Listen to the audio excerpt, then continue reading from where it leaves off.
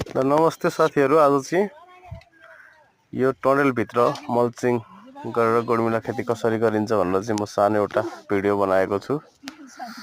यो हामीले जुन अहिले देखिरहेको छ यो चाहिँ मल्चिङ, सबै मलखादहरु सम्पूर्ण दिएर माटोलाई चाहिने सम्पूर्ण कुराहरु दिएर चाहिँ हामीले यो मल्चिङ गरेका छौं। यो चाहिँ झार नआओस् भनेर।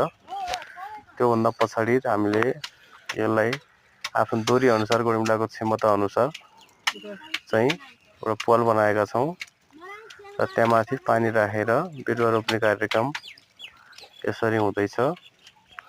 यसरी मल्चिङ गर्नुको फाइदा तपाईहरुको झारहरु नआओस्, चिसनहरु लामो समयसम्म कायम रहोस् भनेर पनि मल्चिङ गरिन्छ र उत्पादनमा पनि वृद्धि हुने भएकाले यो चाहिँ मल्चिङ गरिएको छ। बिरुवा यो कोकोपिडमा उमारिएको छ।